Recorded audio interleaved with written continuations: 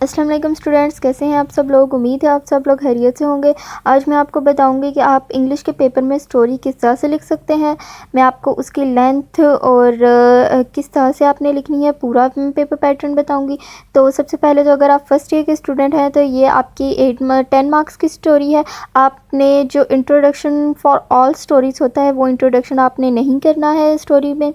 आपने जो स्टोरी है वो आपने ईजी करनी है, और जो उसका इंट्रोडक्शन है आपने वो स्टैंडर्ड या आउटस्टैंडिंग इंट्रोडक्शन करना है। ठीक है, आप लोग कोशिश कीजिए कि आप लोग आउटस्टैंडिंग कीजिए, और कोशिश अगर नहीं कर सकते तो आप लोग स्टैंडर्ड स्टोरी का इंट्रोडक्शन कीजिए। और अगर आप लोग 9th क्लास के स्टूडेंट हैं तो ये आपकी 8 मार्क्स की स्टोरी होती है, लेकिन वो आपकी लेटर और डायलॉग के साथ उसकी चॉइस होती है। तो आप लोग चाहें तो आप लोग इसे स्किप कर सकते हैं, चाहें तो इंट्रोडक्शन रहने दे सकते हैं। तो सबसे पहले आपने आपके पेपर्स में, बोर्ड पेपर्स में आपके साइड पर मार्जिन लाइंस नहीं लगी होंगी। आपने सबसे पहले मार्जिन लाइंस लगानी है, उसके लिए डबल कट 605 मार्कर यूज़ करना है। तो मेरे यहाँ पर लगी हुई थी इसलिए मैंने नहीं लगाई। उसके बाद आपने 605 मास्टर का कट मार्कर यूज़ कर आपने इंग्लिश की हेडिंग देनी है। और सॉरी, थोड़ा सा स्वेटिंग का प्रॉब्लम है क्योंकि गर्मियों का सीज़न है। तो अगर आप लोगों को भी स्वेटिंग का प्रॉब्लम है, थोड़ा सा स्वेटिंग के इश्यूज़ हैं, पेपर आप लोगों का गीला हो जाता है, तो आप लोग अपने पास एक सैनिटाइज़र ज़रूर रखिएगा, क्योंकि अगर आप अल्कोहल बेस्ड सैनिटाइज़र्स यूज़ करते रहते हैं रेगुलर तो आपकी स्वेटिंग प्रॉब्लम कम हो जाती है। ठीक है, तो सबसे पहले आप इंग्लिश की हेडिंग दीजिए, उसके बाद आप लोग स्टोरी राइटिंग की हेडिंग दीजिए। इंग्लिश की हेडिंग आप लोग अगर आप लोग नॉर्मल टेस्ट वगैरह कर रहे हैं तो फिर आप इंग्लिश की हेडिंग दे सकते हैं, लेकिन याद रखिएगा आपने पेपर में सबसे पहले स्टोरी नहीं लिखनी है। स्टोरी थोड़ी लेंथी होती है, तो आप लोगों ने इसको मार्क्स के अकॉर्डिंग लिखना है। आपने पहले वो चीज़ें लिखनी है जिनके आपको इजीली मार्क्स भी मिल सकते हैं और जिनको लिखना कम पड़ता है। तो स्टोरी राइटिंग की हेडिंग देने के बाद 604 मार्कर मैं यूज़ कर रही हूँ, और मैंने स्टोरी का टाइटल दिया है, स्टोरी का नेम लिखा है। आपने इसका इन्वर्टेड कॉमर्स में स्टोरी का नेम लिखना है 604 मार्कर से। और 605 और 604 मार्कर में बेसिकली सिर्फ इतना सा फ़र्क है कि इनकी कट मार्कर में, इनकी मार्कर की कट में थोड़ा सा फ़र्क होता है। 605 मार्कर की कट थोड़ी बड़ी होती है और 604 मार्कर की कट थोड़ी छोटी होती है। तो आपने लिखना भी उसकी कट के हिसाब से है, यानी कि आपने 605 मार्कर से लिखते वक्त थोड़ा बड़ा लिखना है और 604 मार्कर से लिखते वक्त अपनी नॉर्मल राइटिंग में लिखना है। ठीक है, तो अगर आप लोगों को कट मार्कर यूज़ करना नहीं आता तो आप लोग इजीली वो सीख सकते हैं, ये कोई इतना बड़ा इशू नहीं है। या फिर अगर आप लोग सादा मार्कर से यूज़ करते हैं तो आप सादा मार्कर से भी पेपर सॉल्व कर सकते हैं, उससे भी बहुत खूबसूरत लगता है। तो इंट्रोडक्शन की हेडिंग देने के बाद आप लोगों ने सबसे पहले इंट्रोडक्शन लिखना है। अगर आप 9th क्लास के स्टूडेंट हैं और आप लोग इंट्रोडक्शन लिखना चाहते हैं तो आप लोगों की बुक्स में होगा, अदरवाइज़ आप लोग इजीली नेट से सर्च कर सकते हैं। आप लोग इससे अपने मार्क्स इंक्रीज़ कर सकते हैं। या और फर्स्ट ईयर के स्टूडेंट्स के लिए मस्ट है इंट्रोडक्शन, आप लोगों ने इंट्रोडक्शन लाजमी लिखना है। तो जो ट्रिक मैंने आपको बताई है आप उससे इजीली इंट्रोडक्शन लिख सकते हैं, और आपकी स्टोरी भी ज़्यादा मुश्किल नहीं आपको लगेगी। ठीक है, और बहुत से बच्चे कहते हैं कि ब्लैक मार्कर अलो होता है या नहीं होता, या फिर हम लोग ब्लैक और ब्लू दोनों मार्कर से लिखना चाहते हैं।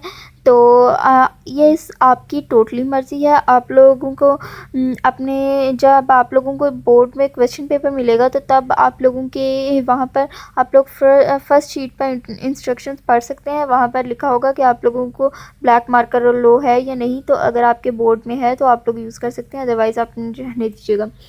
और ब्लैक और ब्लू मार्कर दोनों से लिखने की बात जहाँ तक रही, तो बोर्ड में इतना टाइम नहीं होता है कि आप लोग ब्लैक और ब्लू मार्कर दोनों से लिख सकें और बार बार अपने मार्कर्स चेंज करते रहें।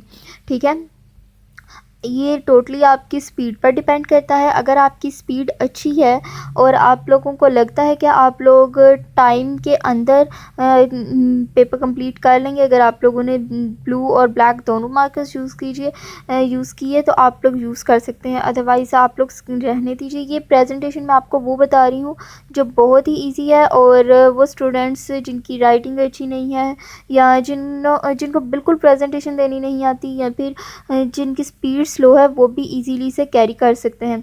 तो आपकी जो आयात वगैरह आएंगी या जो क्यूट्स वगैरह आएंगे इंग्लिश में, आपने उसे 604 मार्कर से लिखना है या फिर सादा मार्कर से, ठीक है। और इंट्रोडक्शन में जो आएंगे आपने उनको भी 604 मार्कर या सादा मार्कर से बोल्ड करके लिखना है।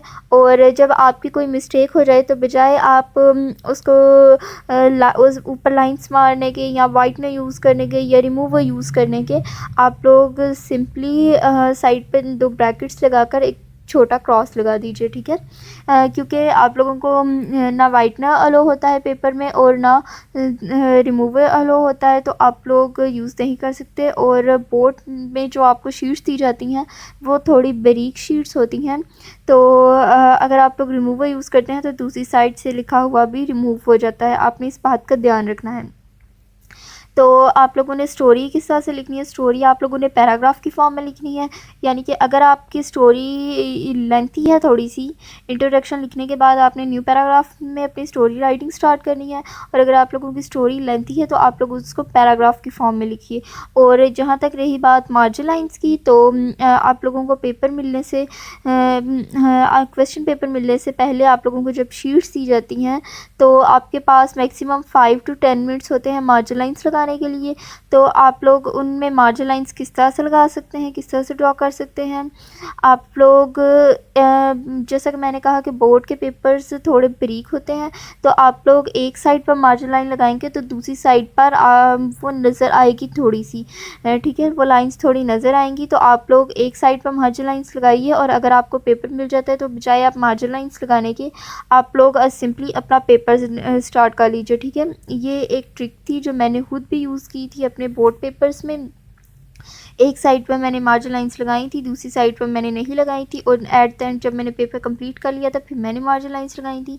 और जब आप कंप्लीट कर लें अपनी स्टोरी तो लास्ट पर मॉरल लिखिए। मॉरल आप लोगों का मस्ट है, आप लोगों ने लाजमी मॉरल लिखना है। और मॉरल लिखने के बाद आपने 605 डबल कट मार्कर से अंडरलाइन कर देना है, एक एंडिंग लाइन लगानी है, मॉरल को अंडरलाइन कर देना है। और इसी तरह आपने सब्जेक्ट की हेडिंग को आप चाहें तो एक दफ़ा या चाहें तो डबल अंडरलाइन कर सकते हैं, लेकिन जो क्वेश्चन की हेडिंग होगी आपने उससे डबल अंडरलाइन ही करना है। और जो क्वेश्चन आगे से आप लिखेंगे आपने उसे अंडरलाइन नहीं करना, ठीक है। ये कुछ टिप्स है, आप लोग ये याद रखिएगा।